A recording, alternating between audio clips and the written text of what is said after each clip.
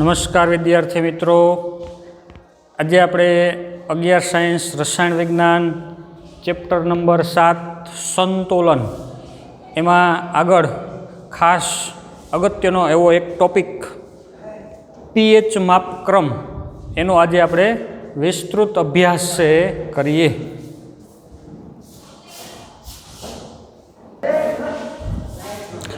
ચાલો તો વિદ્યાર્થી મિત્રો, આજે સંતુલન પાઠમાં આપણે અગત્યનો એવો એક ટોપિક છે પીએચ માપક્રમ. તો પીએચ માપક્રમ છે એના વિશે આપણે અભ્યાસ કરીશું. ચાલો, આના અગાઉ આપણે છેલ્લે પાણીનો આયનીય ગુણાકાર KW બરાબર H3O પ્લસની સાંદ્રતા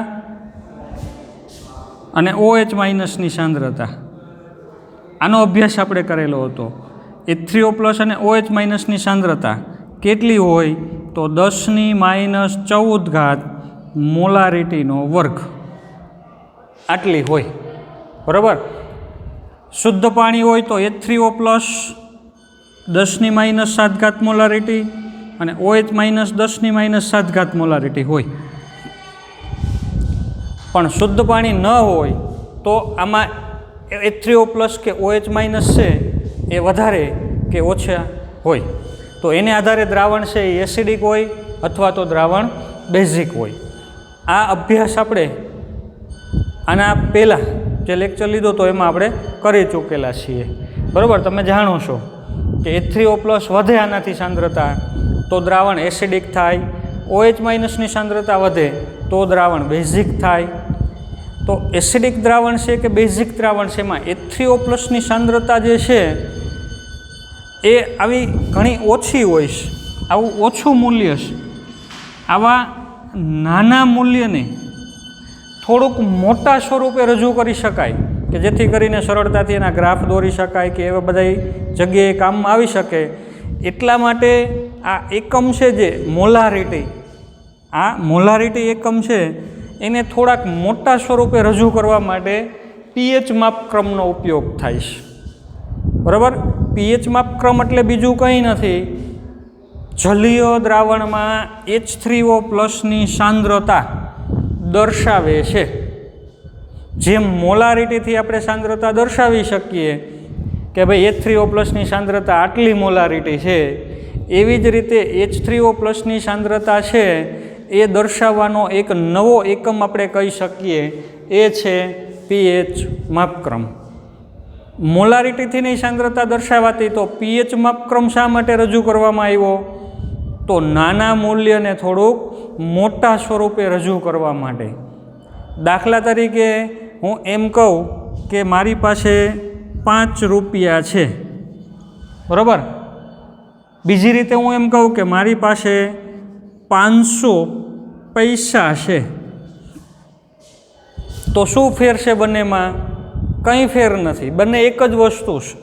5 રૂપિયા કહું કે 500 પૈસા કહું, બંને એક જ છે, એટલા જ થાય. પણ આ નાનો અંક છે, એ નાના અંકને મેં મોટા સ્વરૂપે રજૂ કર્યું, એ 500 પૈસા છે એમ. બરાબર. છે તો એકને એક જ. તો એવી જ રીતે જે સાંદ્રતાનું નાનું મૂલ્ય છે એને મોટા સ્વરૂપમાં રજૂ કરવા માટે પીએચ માપક્રમનો ઉપયોગ કરવામાં આવે છે. કારણ કે સાંદ્રતાના ઘણા નાના નાના મૂલ્યો હોય તો એને ગ્રાફ પેપરમાં દર્શાવવા થોડાક મુશ્કેલ પડે. એટલા માટે મોટા અંક આવતા હોય તો સરળતાથી દર્શાવી શકાય. એટલા માટે સોરેન્સન નામના વૈજ્ઞાનિકે નવો માપક્રમ બનાવ્યો, પીએચ માપક્રમ. તો આ પીએચ માપક્રમની જરૂરિયાત છે, નાના મૂલ્યને મોટા સ્વરૂપે રજૂ કરી શકાય. એની વ્યાખ્યા શું થાય? બરાબર. તો ચાલો આની જરૂરિયાત અને એની વ્યાખ્યા, એની નોંધ છે એ આપણે અહીં કરીએ.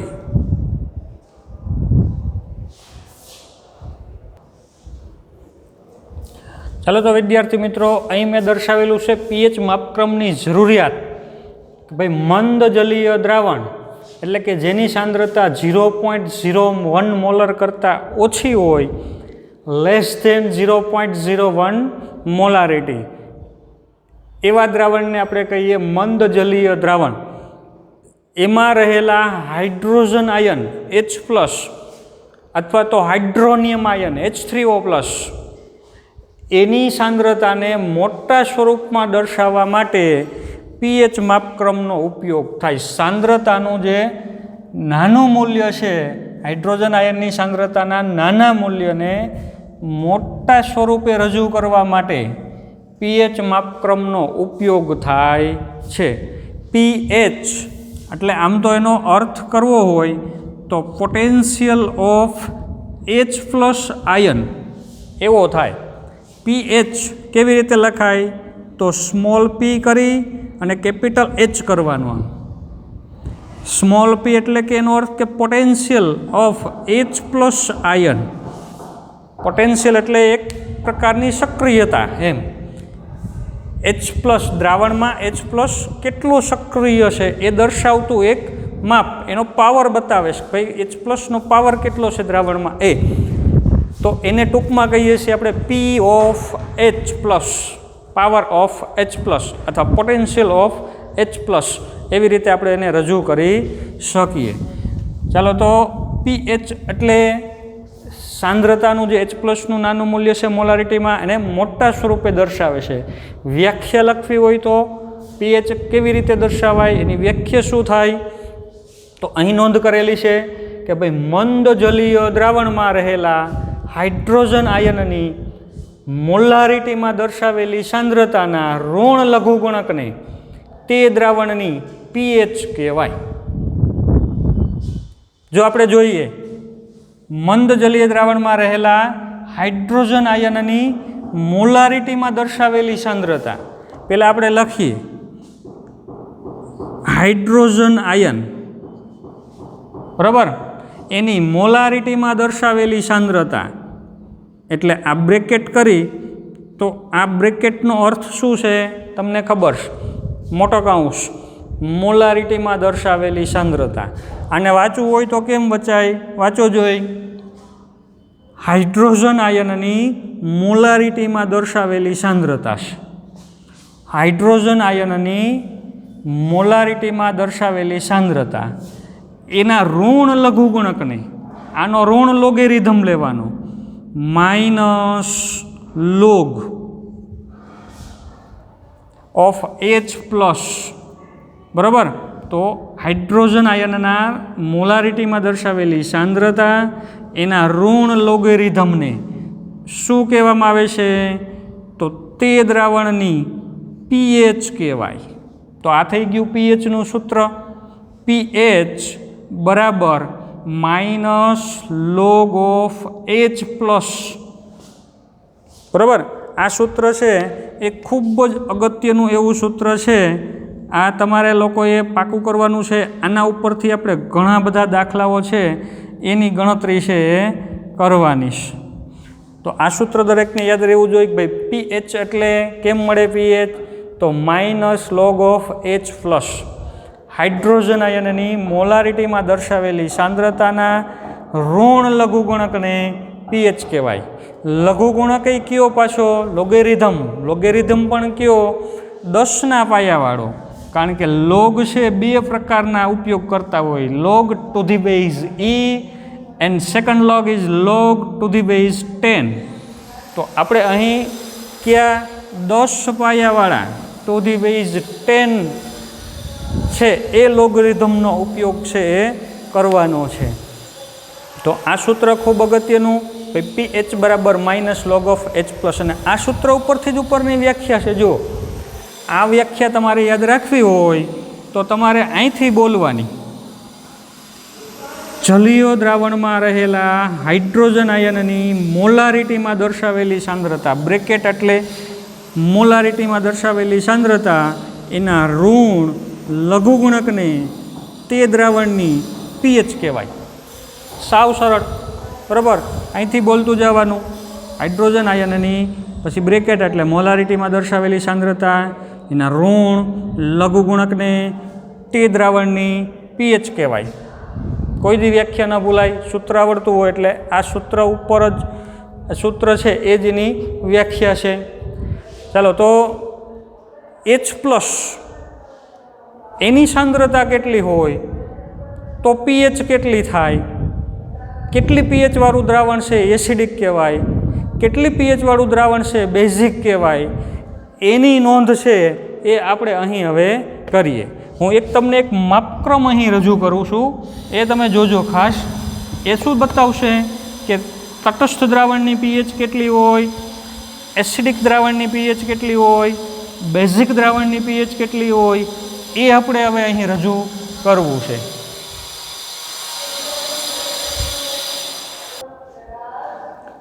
ચાલો તો વિદ્યાર્થી મિત્રો, અહીં હું તમને એક રજૂ કરું માપક્રમ કે ભાઈ H3O+ અને OH- કેટલા હોય તો પીએચ કેટલી થાય. ધારો કે મારી પાસે એક દ્રાવણ છે, એમાં આ H3O+ સાંદ્રતા કેટલી છે, તો H3O+ સાંદ્રતા છે 10⁻⁷ મોલારિટી જેટલા H3O+. OH- કેટલા છે, તો OH- એમાં એટલા જ છે 10⁻⁷ મોલારિટી જેટલા OH-. કોઈ પણ દ્રાવણ હોય, જો આ યાદ રાખજો ખાસ, એમાં KW એટલે H3O+ સાંદ્રતા અને OH- સાંદ્રતા, બરાબર, આ બંને હંમેશા 10⁻⁷ ગુણ્યા 10⁻⁷ તટસ્થ હોય તો, પણ તટસ્થ ન હોય તોય બેયનો ગુણાકાર તો હંમેશા 10⁻14 જ થાય. દ્રાવણ એસિડિક હોય, બેઝિક હોય કે તટસ્થ, જો બંને 10⁻7 10⁻7 મોલારિટી જેટલી સમાન સાંદ્રતા ધરાવતા હોય, H3O+ એટલા અને OH- સાંદ્રતા એટલી, બંને સરખી હોય, બરાબર, તો એવું દ્રાવણ છે તટસ્થ દ્રાવણ કહેવાય. હવે આ તટસ્થ દ્રાવણની પીએચ કેટલી, હલો એની પીએચ શોધવી છે મારે. તો આની પીએચ શોધવા માટે આ સૂત્ર પીએચ બરાબર તો -log of H+, એટલે 10⁻7. તો તમે કિંમત મૂકો ભાઈ પીએચ બરાબર -log of 10⁻7. હવે આનું ઉકેલ મેળવીએ આપણે. આ -7 છે એ અહીં આગળ આવે એટલે -+7 log 10 થાય, બરાબર. હવે log 10 બરાબર તો 1, તો +7 ગુણ્યા 1 એટલે એનો અર્થ કે 7 પીએચ થઈ. તો બંને જ્યારે સમાન હોય 10⁻7 10⁻7 એટલે એની પીએચ છે કેટલી થશે, તો 7 થશે. 7 પીએચ, 7 પીએચ છે એનો અર્થ કે આ દ્રાવણ છે એ તટસ્થ દ્રાવણ છે. તો એવું દ્રાવણ કે જેમાં H3O+ 10⁻7 છે, OH- 10⁻7 છે, દ્રાવણની પીએચ 7 થાય, એ દ્રાવણ તટસ્થ દ્રાવણ કહેવાય. પણ ધારો કે મારી પાસે એક નમૂનો એવો છે દ્રાવણનો કે એમાં H3O+ છે એ OH- કરતાં વધારે છે, તો હું 10⁻7 અહીંયા એક એવું દ્રાવણ લઉં કે જેમાં H3O+ છે ને એ 10⁻6 મોલારિટી છે. કેટલા છે, તો 10⁻6. તો OH- ની સંખ્યા કેટલી થાય, ચલો એ થાય 10⁻8 મોલારિટી, કારણ કે 6 અને 8 બંનેનો ગુણાકાર કરો તમે, આ 10 -10⁻8 આ મુજબ, તો -14 થવો જોઈએ. તો આમાં બેમાંથી કોણ વધારે છે, તો H3O+ વધારે છે. તો આ દ્રાવણ એસિડિક થશે. કેવું દ્રાવણ થયું, આ એસિડિક. એની પીએચ કેટલી, તો તમે H3O+ ની સાંદ્રતા જે છે એ આ સૂત્રમાં મૂકો 10⁻6, તો આની પીએચ થશે 6. એટલે એનો અર્થ એવો થયો કે 7 કરતાં ઓછી પીએચ હોય એવું દ્રાવણ છે એસિડિક કહેવાય. ધારો કે હજી એક નમૂનો હું લઉં અહીં, બરાબર, હજી એક નમૂનો હું લઉં અહીં કે H3O+ ની સાંદ્રતા છે એ આના કરતાં હજી વધારે છે.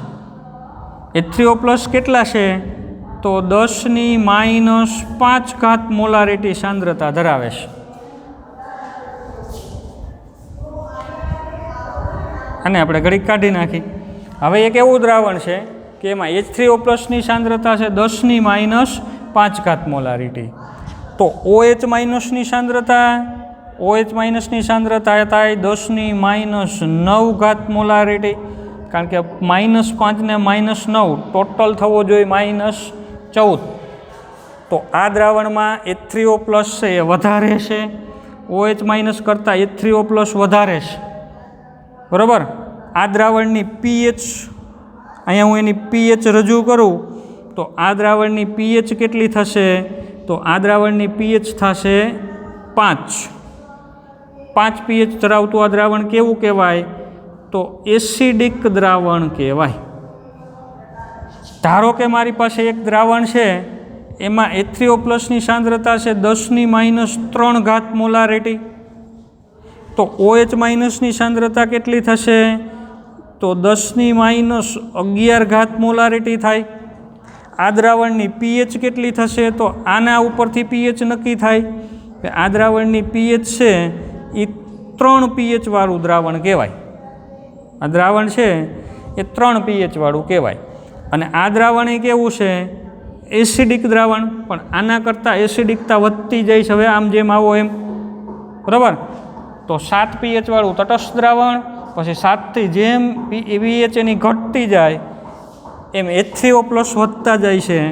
H3O પ્લસ વધે એમ એની એસિડિકતા પણ વધતી જાય, એટલે વધુ ને વધુ એસિડિક દ્રાવણ બનતું જાય, બરાબર. ધારો કે મારી પાસે H3O પ્લસ છે, એક એવું દ્રાવણ છે કે એમાં H3O પ્લસ 1 મોલારિટી સાંદ્રતા ધરાવે છે, જ્યારે OH માઇનસ છે એ 10⁻14 મોલારિટી ધરાવે છે. તો આ દ્રાવણની pH કેટલી થશે? ચાલો 0, કારણ કે log 1 બરાબર 0 થવાનું. તો આ એસિડિક દ્રાવણ થશે. તો આપણે અહીં નોંધ કરીએ કે ભાઈ 0 થી લઈને 7 સુધીની જે pH છે એ બધા એસિડિક દ્રાવણ કહેવાય. કેવા દ્રાવણ એસિડિક કહેવાય? તો જેની pH 0 થી 7 સુધી છે પણ 7 કરતાં ઓછી.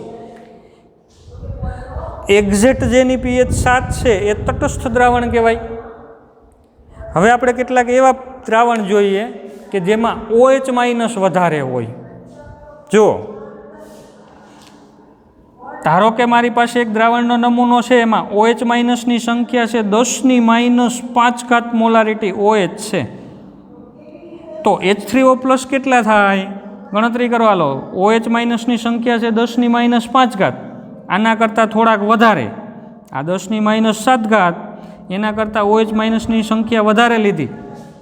આ -7, આ -5, વધારે કોણ કહેવાય? તો આ મોટું કહેવાય.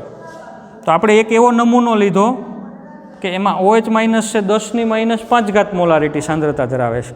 તો H3O પ્લસ એમાં કેટલા હશે?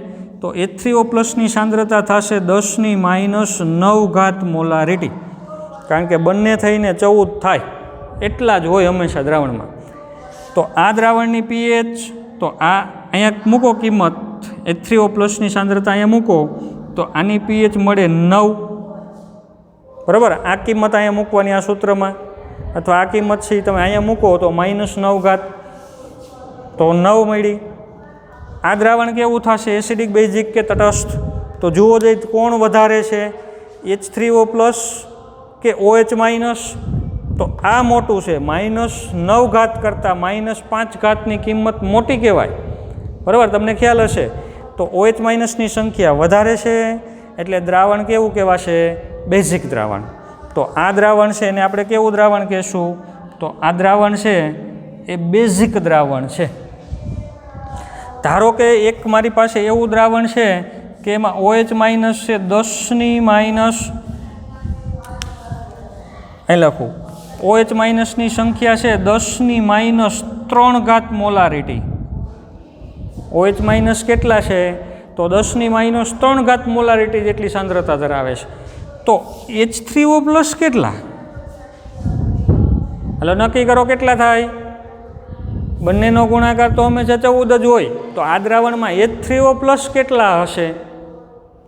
તો તમને ખ્યાલ આવી જ ગયો હશે કે ભાઈ આ દ્રાવણમાં H3O પ્લસની સાંદ્રતા હોય 10⁻11 મોલારિટી. તો આ દ્રાવણની પીએચ કેટલી થાય? તો 10⁻11 તમે અહીંયા સૂત્રમાં મૂકો એટલે -11 આગળ આવશે એટલે +11 log10. log10 તો 1, તો આની પીએચ થાય 11. હવે આ દ્રાવણ એસિડિક છે કે બેઝિક છે એ નક્કી કરવું છે 11 પીએચ વાળું. તો જુઓ કોણ વધારે છે, H3O+ વધારે છે કે OH-? તો OH- વધારે છે, કારણ કે આ 10⁻3 કહેવાય ને આ 10⁻11 છે. તો આ વધારે છે. OH- વધારે હોય જે દ્રાવણમાં એ દ્રાવણને કેવું કહીએ? તો બેઝિક દ્રાવણ કહેવાય. આ બેઝિક દ્રાવણ છે. હવે આ બેઝિક દ્રાવણ છે ને આ બેઝિક દ્રાવણ છે. બેમાંથી વધારે બેઝિકતા કોની? તો આ બેમાંથી OH- ની સાંદ્રતા અહીંયા વધારે છે, એટલે જેમ પીએચ વધતી જાય એમ દ્રાવણની બેઝિકતા વધતી જાય.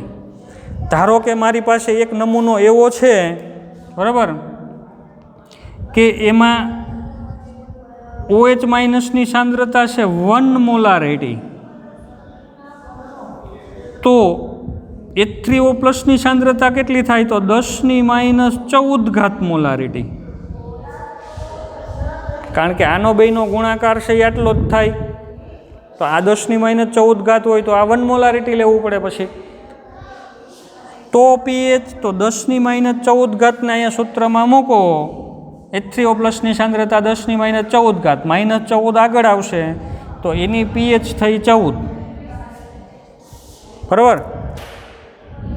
તો આ દ્રાવણ એ બેઝિક થયું. તો હવે આપણે કહી શકીએ કે 7 થી 14 સુધીની જે પીએચ છે એ બધા દ્રાવણ છે એ બેઝિક દ્રાવણ કહેવાય. તો અહીં આપણે એક નોંધ કરીએ કે ભાઈ 7 થી લઈને 14 સુધીની જે પીએચ છે એ બધા કેવા દ્રાવણ કહેવાશે? તો બેઝિક દ્રાવણ કહેવાય. તો આવી રીતે તમને ખ્યાલ આવવો જોઈએ કે ભાઈ 0 થી 7 સુધીની પીએચ વાળા છે એ એસિડિક દ્રાવણ, એક્ઝેક્ટ 7 પીએચ છે એ તટસ્થ દ્રાવણ, અને 7 થી 14 સુધીની જેની પીએચ છે એ બધા છે એ બેઝિક દ્રાવણ કહેવાય.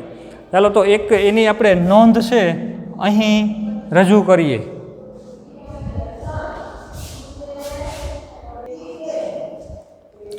ચાલો તો અહીં મેં રજૂ કર્યું છે કે ભાઈ પીએચ માપક્રમને આધારે દ્રાવણનો સ્વભાવ કઈ રીતે રજૂ કરી શકાય, તટસ્થ દ્રાવણ કોને કહેવાય, એસિડિક દ્રાવણ કોને કહેવાય, બેઝિક દ્રાવણ કોને કહેવાય. તો તટસ્થ દ્રાવણ એટલે એવું દ્રાવણ કે જેમાં H3O+, OH- આયનો સમાન સાંદ્રતા ધરાવે છે, કે જે અહીં રજૂ કરેલું છે, બરાબર. આ તટસ્થ દ્રાવણ છે. કેવું દ્રાવણ છે?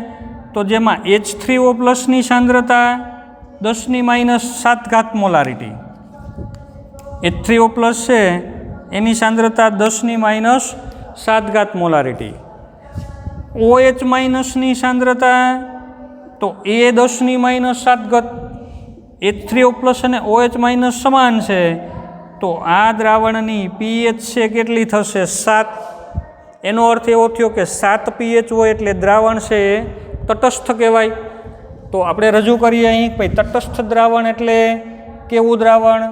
તો જેની પીએચ બરાબર 7 હોય, pH = 7. 7 પીએચ હોય એટલે એ દ્રાવણ છે એ તટસ્થ દ્રાવણ કહેવાય. એસિડિક દ્રાવણ કોને કહીશું?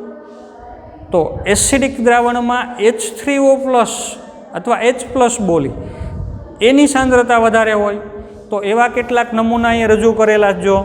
એક દ્રાવણ આ છે કે ભાઈ એક દ્રાવણ છે તો એમાં H3O+ છે 10⁻5 મોલારિટી, OH- એના કરતાં ઓછા 10⁻9 સાંદ્રતા છે OH-ની, બરાબર.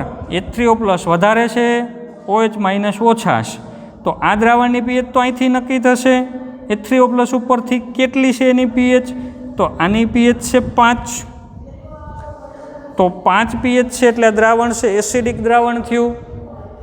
આ દ્રાવણ એક છે, એક નમૂનો આ કે કે જેમાં H3O+ છે 10⁻³ મોલારિટી, એમાં OH- ની સાંદ્રતા છે 10⁻11 મોલારિટી.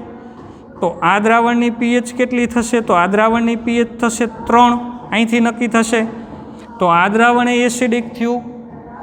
એક આ દ્રાવણ છે કે જેમાં H3O+ ની સાંદ્રતા કેટલી છે? તો 1 મોલારિટી જેટલી H3O+ ની સાંદ્રતા.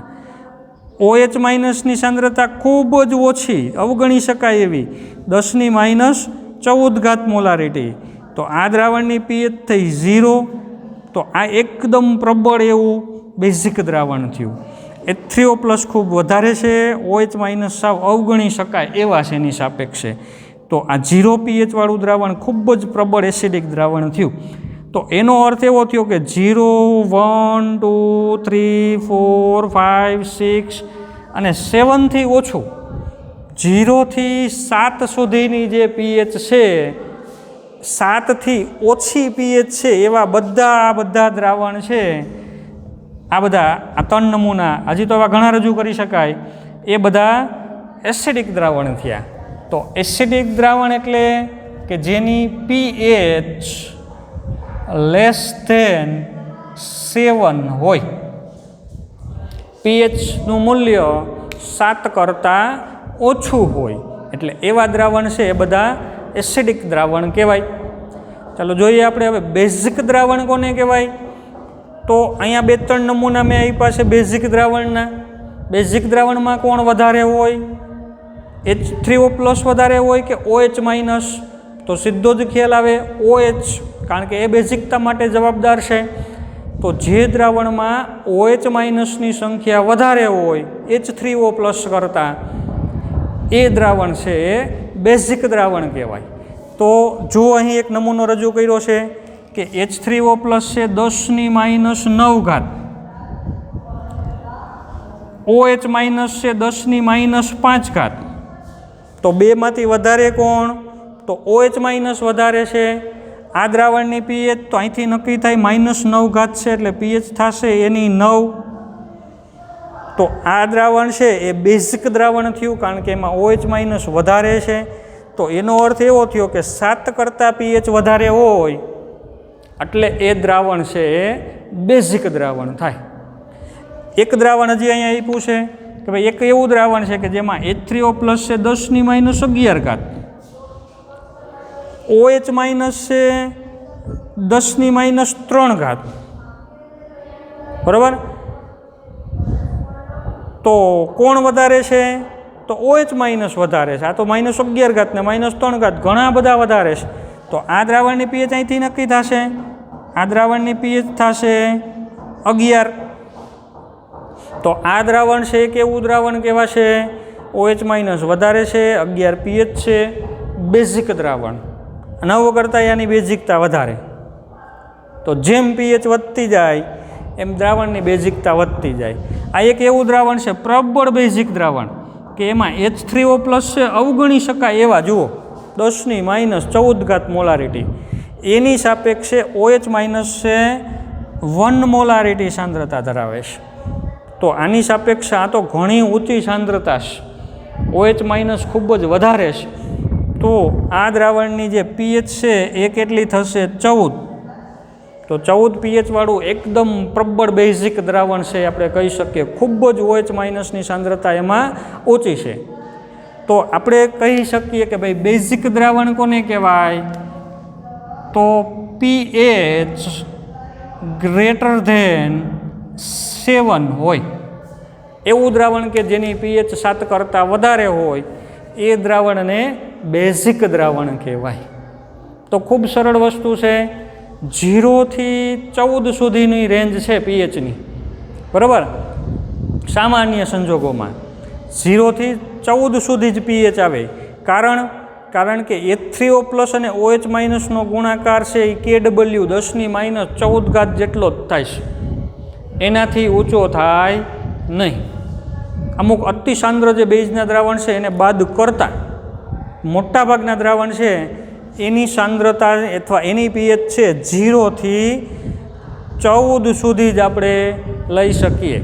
તમારી ટેક્સ્ટ બુકમાં વિદ્યાર્થી મિત્રો એક કોષ્ટક આપ્યું છે, એમાં જોજો ઘણા બધા દ્રાવણો છે એની પીએચ આપેલી છે, જેથી કરીને તમને ખ્યાલ આવે કે કયું દ્રાવણ એસિડિક છે, કયું દ્રાવણ તટસ્થ કહી શકાય, કયું દ્રાવણ છે એ બેઝિક કહી શકાય, અથવા કયા દ્રાવણની એસિડિકતા કોના કરતાં વધારે છે, બેઝિકતા કોના કરતાં વધારે ઓછી છે, એ તમારી ટેક્સ્ટ બુકમાં એક કોષ્ટક આપ્યું છે, એમાં થોડાક દ્રાવણો આપ્યા છે, એની પીએચ માત્ર જાણકારી માટે તમે છે એ જોજો એમાં.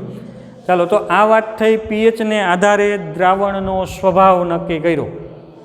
હવે પીએચ માપી કઈ રીતે શકાય? આપણને એક બીકર આપ્યું છે, દ્રાવણ કોઈ આપ્યું બીકરમાં ભરીને, તો આપણે નક્કી કરવું છે કે આ એસિડિક છે, બેઝિક છે કે તટસ્થ છે. પીએચ કેટલી છે એ નક્કી કરવીશ. તો કઈ રીતે નક્કી કરી શકાય? તો ચાલો આપણે હવે જોઈએ. એક મુદ્દો છે કે ભાઈ પીએચનું માપન કઈ રીતે કરી શકાય.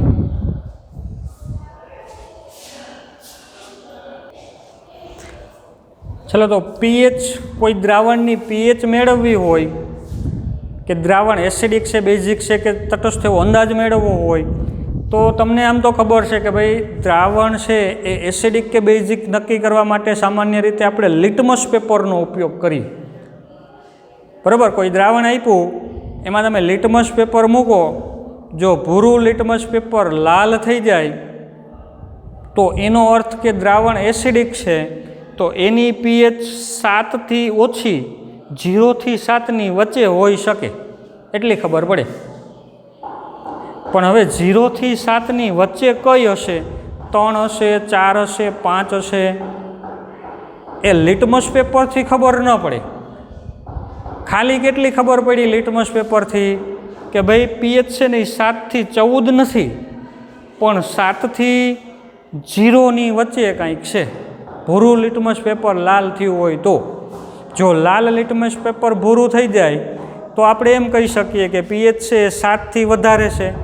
પછી 8 હોઈ શકે, 9 હોઈ શકે, 10 હોઈ શકે, 10.5 હોઈ શકે, 11 હોઈ શકે, 11.25 હોઈ શકે, 13.75 હોઈ શકે, 13.99 હોઈ શકે, 14 હોઈ શકે. કઈ હોઈ શકે કોને ખબર?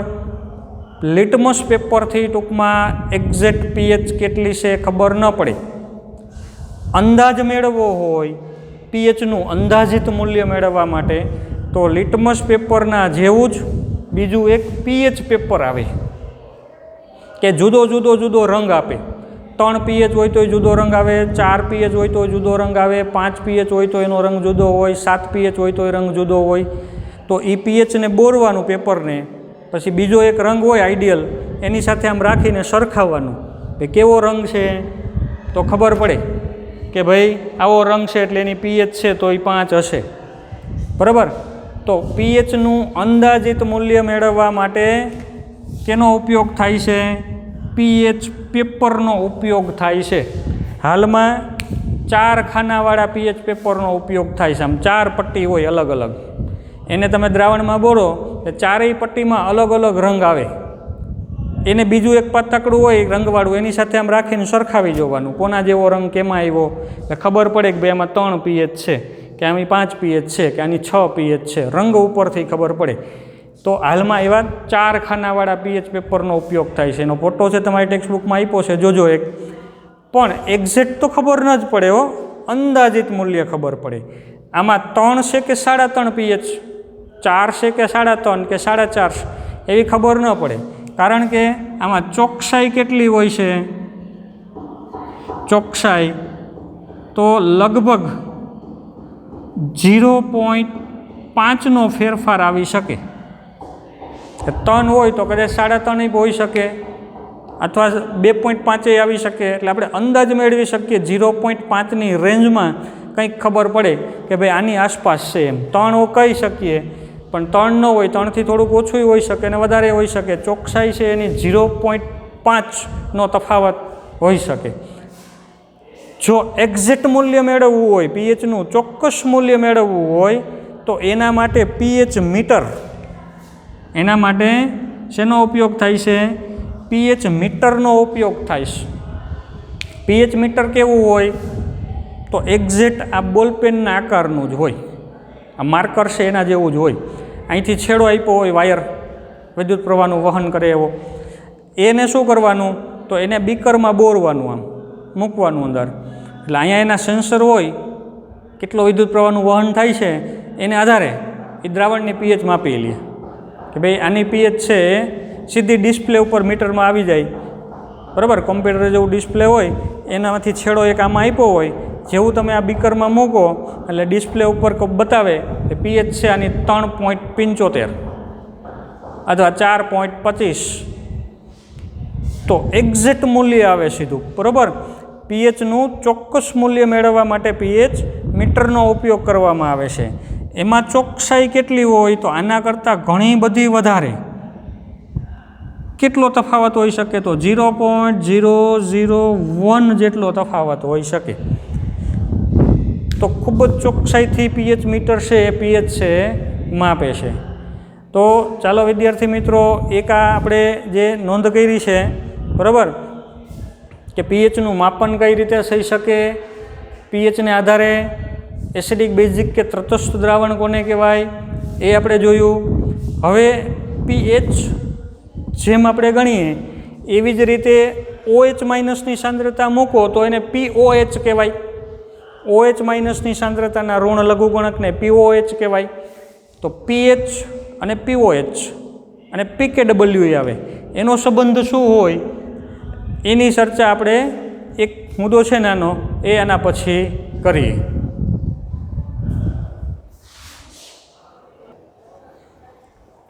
ચાલો, તો એક આપણે દાખલાઓ માટે ખૂબ જ અગત્યનું એવું સૂત્ર છે કે પીએચ, POH અને PKW એની વચ્ચેનો સંબંધ શું હોય. હવે પીએચ એટલે એ તો તમને ખબર છે કે ભાઈ સાહેબ પીએચનું સૂત્ર તો અમને ખબર છે, પીએચ બરાબર -log of H3O પ્લસ અથવા H પ્લસ. H પ્લસની સાંદ્રતાના મોલારિટીમાં દર્શાવેલી સાંદ્રતાના ઋણ લોગેરિધમને પીએચ કહેવાય. પણ POH કોને કહેવાય તો OH માઇનસની મોલારિટીમાં દર્શાવેલી સાંદ્રતાના ઋણ લોગેરિધમને શું કહેવાય તો POH કહેવાય. જેમ H3O પ્લસની સાંદ્રતા જાણતા હોય તો પીએચ મળે, એમ OH માઇનસની મોલારિટીમાં સાંદ્રતા જાણતા હોઈએ તો POH મળે. PKW કોને કહેવાય તો KW એટલે તો જાણો છો તમે, KW એટલે પાણીનો આયનીય ગુણાકાર, એના ઋણ લોગેરિધમને PKW કહેવાય, power of KW, potential of KW. તો આજે પીએચ, POH અને PKW વચ્ચેનો સંબંધ શું હોય, ચાલો એના માટે આપણે સૂત્ર લખીએ. આપણે મૂળ સૂત્ર એક તો જાણીએ છીએ કે ભાઈ KW બરાબર H3O પ્લસની સાંદ્રતા ઇન્ટુ OH માઇનસની સાંદ્રતા બરાબર બંનેની સાંદ્રતાનો ગુણાકાર તો હંમેશા કેટલો હોય તો 10⁻14 મોલારિટીનો વર્ગ, પાણીનો આયનીય ગુણાકાર. આપણે આના પહેલાં આ લેક્ચર છે ભણ્યા હતા, બરાબર, ગઈ વખતે. KW બરાબર H3O પ્લસની સાંદ્રતા ગુણ્યા OH માઇનસની સાંદ્રતા, અને બેનો ગુણાકાર હંમેશા થાય કેટલો તો 10⁻14 મોલારિટી જેટલો થાય. હવે આપણે શું કરીએ તો દરેકને -log વડે ગુણી નાખીએ. જો આને -log વડે ગુણું તો -log of KW બરાબર આને મારે -log વડે ગુણવા પડે તો -log of H3O પ્લસ, બરાબર. અહીંયા ગુણાકાર, લોગનો બેનો ગુણાકાર હોય ને લોગ લગાડો એટલે ગુણાકારનો થાય સરવાળો, ગુણાકાર છે એનું શું થઈ જશે સરવાળો. આને થશે -log, આને ગુણવા પડશે -log ઓફ OH માઇનસની સાંદ્રતાનો -log. પણ આ બંને જે ગુણાકારમાં હતા એનો થઈ જશે સરવાળો બરાબર આની માઇનસ લોગ લગાડો તો માઇનસ લોગ ઓફ 10⁻14. શું કર્યું આપણે? દરેકને માઇનસ લોગ લગાડ્યો. Minus log KW, minus log H3O plus, minus log OH minus, minus log of 10⁻14. પણ અહીંયા જે ગુણાકાર હતો એનો થઈ જાય લોગેરિધમ લગાડો એટલે સરવાળો. તો આ સૂત્ર આપણે લગાડ્યું બરાબર. હવે માઇનસ લોગ ઓફ KW એટલે તો શું થાય? આ રહ્યું અહીં જો માઇનસ લોગ ઓફ KW એટલે એને તો કહેવાય PKW. તો આના બરાબર હું લખું કે ભાઈ PKW બરાબર minus log of H3O plus એટલે PH. તો આના બરાબર થઈ જશે PH plus minus log of OH minus એટલે આ minus log of OH minus એટલે POH બરાબર આ 14 માઇનસ છે આગળ આવે તો પ્લસ 14 log 10 એમ થાય. 14 log 10 બરાબર તો 1 કહેવાય. આગળ છે 14 તો 14 ગુણ્યા 1 એટલે તો 14 જ થશે. તો આ ફાઇનલ સૂત્ર મળ્યું આપણને. આ ત્રણેય વચ્ચેનો સંબંધ દર્શાવતું કે ભાઈ KW PKW બરાબર શું થાય? તો PH વત્તા POH. અને PH અને POHનો બંનેનો સરવાળો હંમેશા થાય 14. તો તમને ખ્યાલ આવવો જોઈએ કે ભાઈ આપણે કોઈ દ્રાવણની pH જાણતા હોઈએ તો pH POHની ખબર પડી જ જાય. ધારો કે એક દ્રાવણની pH 5 છે, 5 pH છે એક દ્રાવણની, તો એની POH કેટલી થશે? 9. કારણ કે બંને થઈને સરવાળો તો થવો જોઈએ કેટલો? 14. તો આ સૂત્ર છે એનો આપણે ઘણો ઉપયોગ કરવાનો થશે. તો વિદ્યાર્થી મિત્રો આપણે દાખલાઓમાં એક આ સૂત્ર જે આપણે શરૂઆતમાં ભણ્યા હતા ભાઈ PH બરાબર minus log of H plus અથવા H3O પ્લસ, POH બરાબર minus log OH minus, PKW બરાબર માઇનસ લોગ ઓફ KW અને PH વત્તા POH બરાબર 14. આનો ઉપયોગ કરીને મોટાભાગના દાખલાઓ આ પાર્ટ્સના છે એ આપણે આને આધારે છે એ કરવાના છે. તો ખૂબ જ અગત્યનું હોય, વ્યવસ્થિત થોડુંક તૈયાર કરજો. ચાલો આના પછીના લેક્ચરમાં આપણે નિર્બળ એસિડને બેઝ છે એના આયનીકરણ અચળાંક માટેના સૂત્રો છે એ તારવશું.